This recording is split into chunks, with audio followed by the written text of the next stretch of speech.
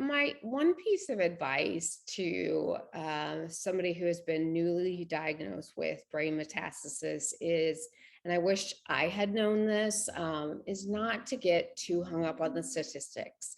It's really easy to see those numbers and just let them swallow you whole. It can be so depressing. When I was diagnosed with brain mets in 2016, everything I read in research articles online said about 10 months a year.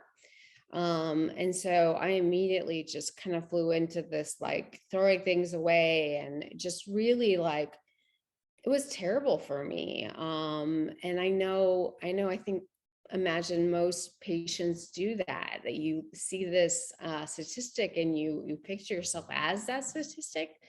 When I talked to my oncologist some more, it was more like 2 years, which still, when, no matter what age you are, somebody telling you that your life expectancy is 2 years is devastating.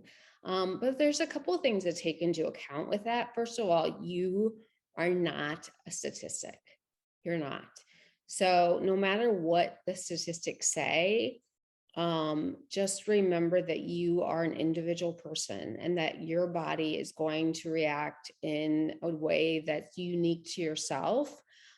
Statistics are made up of averages of everybody, and there's people that fall below that average and people that fall, above it. And you just never know how you're going to perform, or how the drugs are going to perform for you. I kind of initially was just so focused on that statistic that it swallowed me whole. And then the longer that I went and that I kind of eased into things, I kind of functioned in two different lanes. I kind of describe it being in like two different lanes of traffic. And I focused on, okay, they're saying 2 years. And so I did the things that I needed to do. Let's saying that was my life, that I would live 2 years, and I took care of those, matters that you needed to take care of. I did a will and all that stuff. And it's, all very hard, but I did that stuff. But then I lived in another lane or another world where I don't want to say necessarily was like hope or optimism, but just the possibility that wasn't going to be my trajectory in life.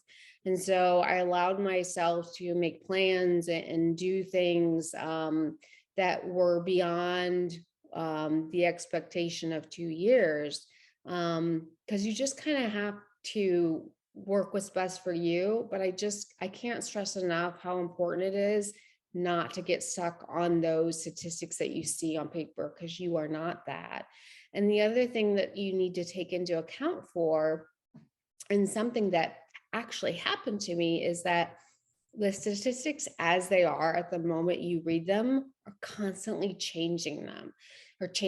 So when I looked at the statistics, they didn't include a new drug that I went into clinical trial for and was later FDA approved. And that impacted my life expectancy. And so don't get hung up on what it says on that paper, because it's not taking into account the new drugs that are constantly going into clinical trials that are being FDA approved.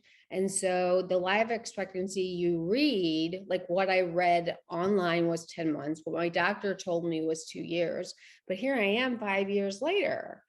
So I'm just telling you not to get hung up on those stats, because it's really easy to do and terrifying.